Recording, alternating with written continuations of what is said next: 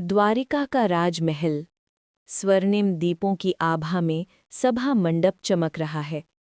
दूर कहीं शंख की ध्वनि और वातावरण में वेद मंत्रों की मधुर गूंज।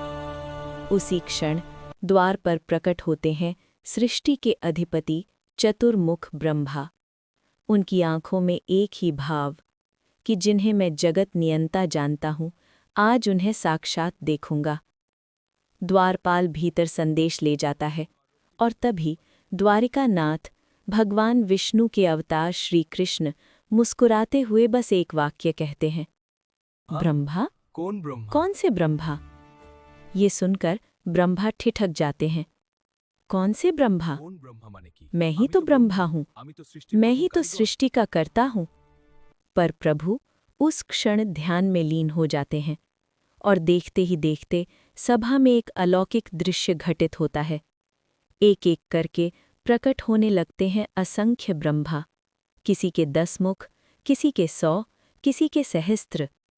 उनके तेज से मानो दिशाएं प्रकाशित हो उठती हैं और आकाश की सीमाएं भी छोटी लगने लगती हैं। ब्रह्मा समझ जाते हैं, ये सृष्टि केवल मेरी नहीं, मैं तो उस अनंत व्यवस्था का एक छोटा सा सेवक हूँ। उनका अहंकार पिघल जाता है, मन में विनय उतर आता है। वे अनुभव करते हैं, प्रभु, मैं स्वयं को केंद्र समझ बैठा था, पर केंद्र तो आप हैं। तभी प्रभु कृपा करके खोलते हैं विष्णु के 3 दिव्य रूपों का गहन रहस्य। 3 स्तरों में चलती हुई ये महाजागतिक व्यवस्था। पहला, महाविष्णु, जो कारण सागर में विराजमान हैं, जिनकी इच्छा और दृष्टि से असंख्य ब्रह्मांडों के बीज जाग उठते हैं, मानो एक ही दिव्य श्वास में अनेक जगत जन्म लेते हों। दूसरा, गर्भोदकशायी विष्णु, जो हर ब्रह्मांड के भीतर प्रवेश कर उसे आधार देते हैं और जिनकी नाभि से कमल उत्पन्न होता है, उसी कमल से ब्रह्मा का जन्म होता है, यानी ब्रह्मा की सृजन शक्ति भी प्रभु की ही देन है। तीसरा, क्षीरोदकशायी विष्णु, जो क्षीर सागर में विराजमान है और साथ ही हर जीव के हृदय में परमात्मा रूप से स्थित रहते हैं, पालन करते हैं, रक्षा करते हैं, भीतर से दिशा देते हैं। अब ब्रह्मा पूर्णता समझ जाते हैं, मैं सृष्टि करता हूँ, पर सृष्टि की शक्ति, बुद्धि और प्रेरणा सब प्रभु की कृपा से है।